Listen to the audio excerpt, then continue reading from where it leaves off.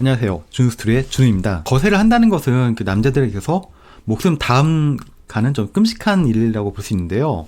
카스트라토, 파리넬리에 관한 이야기입니다.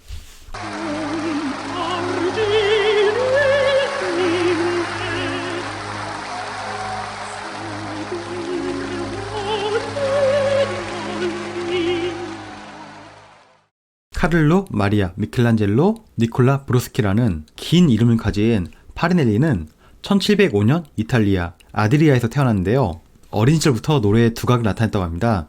12살 나이에 이제 거세가 되어서 카스트라토의 길을 걸었는데요. Maestro Porpora, je vous en prie, vous ne pouvez juger de sa composition sans en entendre au moins la première partie chantée. 당시 유명한 작곡가였던 니콜라 프로포라의 제자가 되어서 혹독한 훈련으로 실력을 쌓게 됩니다. 그의 예명 파리넬리는 그의 후원자였던 파리나 형제의 성을 따서 만들었다고 합니다. 1734년 스승이 포르포라와 함께 런던으로 온 파리넬리는 그 스승의 극장에서 노래를 하였는데요. 영화에서 달리 핸델은 이미 또 다른 카스트라토 가수인 세네지노를 가수로 하여서 파리넬리와 세네지노는 라이벌 구도를 이렇게 만들 수밖에 없었죠. 핸델은 당연히 이제 좀 파리넬리하고도 뭐 사이가 좋을 수 없었죠. Avez-vous donc une si pauvre idée de la musique pour gaspiller ainsi votre voix à chanter des âneries? Sans musique, vous n'existez pas. Vous n'êtes qu'un animal sans couilles, ni homme ni femme. 파리넬리에게 노래하는 기계라는 등 사이가 좋지 못했는데요. 영화에서처럼 핸델은 파리넬리 때문에 극장이 거의 파산에 가까운 어려움을 겪게 되는 것은 맞습니다. Ne me touchez pas! Vous n'allez quand même pas vous rembourser en me dévorant tout cru. Que voulez-vous que je vende pour vous remplir vos poches, hein? Mon inspiration, les personnages de mes opéras, toutes les notes de ma musique. Vous devriez! C'est tout ce qu'il vous reste! Votre théâtre est vide! 이후에 파리넬리는 1737년 펠리페 5세의 부인인 엘리자베타의 초청으로 인해서 스페인으로 건너가게 되는데요. 그곳에서 펠리페 5세가 이제 우울증을 앓고 있었다고 해요. 근데 역시 노래는 만병의 약이다 이런 말인 것처럼 파리넬리의 노래를 듣고 펠리페 5세가 우울증을 이렇게 좀 많이 낫게 돼요. 그래서 파리넬리는 스페인에서 이제 부와 명예, 권세를 모두 얻게 되는데요. 리카르토 브로스키는 영화에서는 이제 그게 재미를 위해서 없는 형제 간의 갈등 그리고 좀 형편없는 그런 작곡가로 소개가 되는데 Tu entends, Ricardo? Tu n'es pas sourde de même.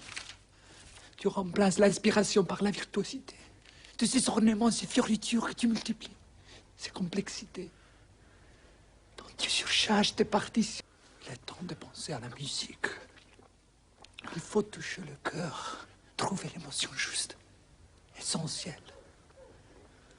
Je veux que ta musique fasse frémir cette part infinie qui dort de leur ventre.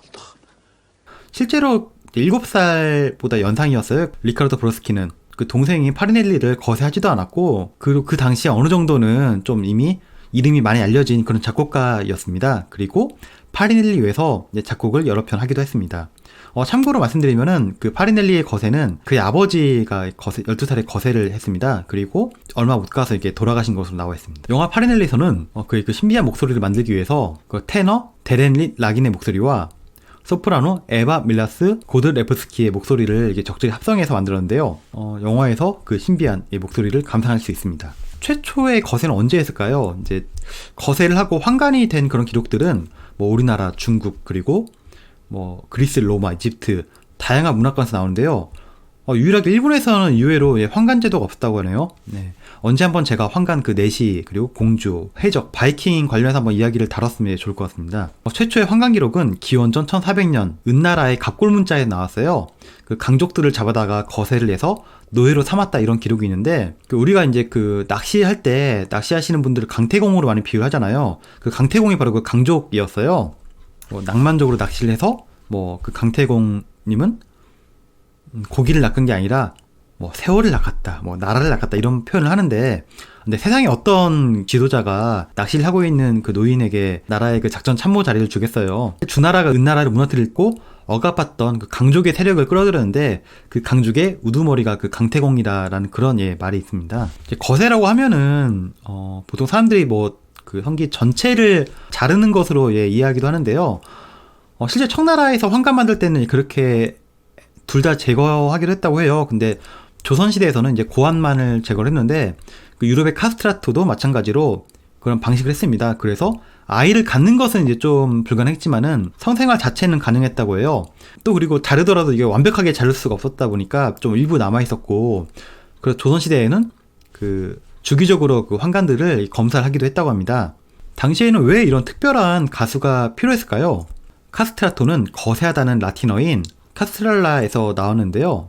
그 비잔티움 제국 당시에 환관들에게 노래를 시켰다는 것이 그 시작입니다. 17, 18세기는 이제 그 바로크 양식의 시대라고 볼 수 있는데요.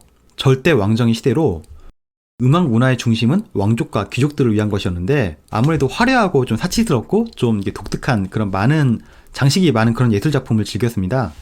서민들하고는 좀 차별화된 그런 주제를 다루고 싶었나 봐요. 그래서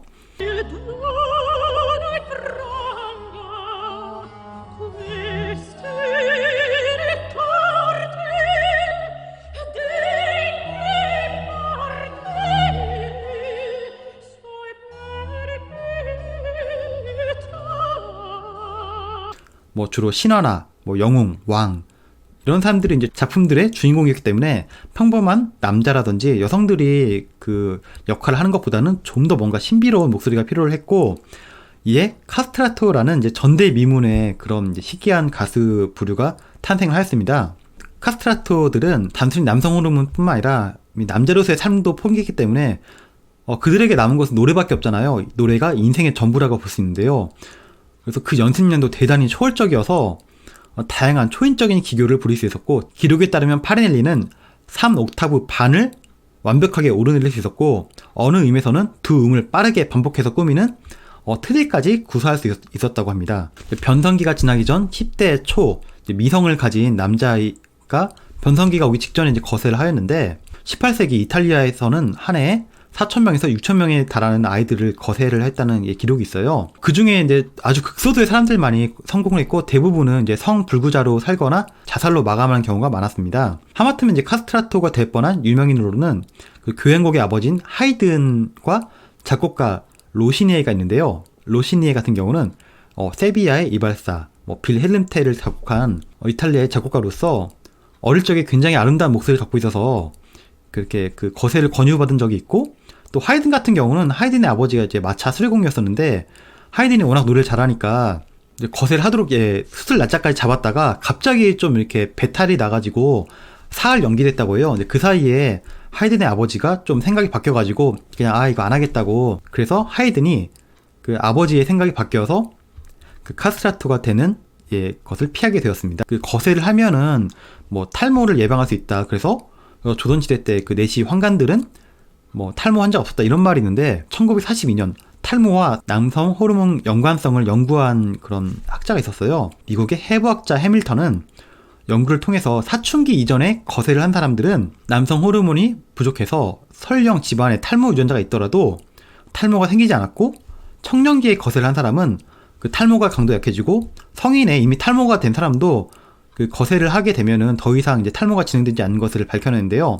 또한 반대로 남성 호르몬을 투여를 하자 다시 탈모가 진행되는 것도 확인하였습니다. 남성 호르몬과 탈모의 연관성을 밝혔는데요. 아마 파리넬리는 마지막까지도 풍성한 모발을 자랑했을 것 같습니다. 이렇게 화려한 기교와 기술을 가진 카스트라토들도 어느 날부터 서서히 사라지기 시작했는데요. 파리넬리가 살아있을 때부터 시작이 되었습니다. 18세기 중기에 들면서 이제 바로크 시대에서 고전주의 시대로 이제 변모가 되고, 시민 계급이 성장하면서 예전에 신비롭고 화려한 오페라보다는 좀 더 일상생활을 다룬 소박한 오페라가 더 인기를 끌었는데요.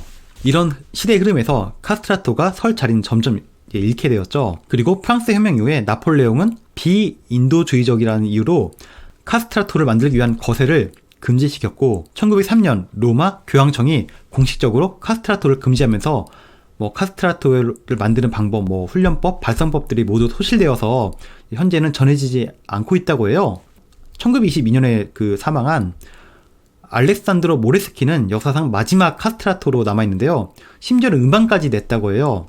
그는 이제 유아기 때 서해부 탈장이라는 그 병 때문에 치료를 위해서, 치료하기 위해서 거세를 하였고, 나중에 성악을 배워서 훗날 성 베드로 그 대성당의 성가대로까지 활동을 하였는데 당시 그를 로마의 천사라고 불렀다고 해요. 1902년 4월 당시 교황의 허락을 받아서 시스틴 채플에 그 성가대를 녹음할 수 있는 기회를 얻었는데 이로 인해서 카스트라토 모레스케의 음성을 녹음할 수가 있었습니다.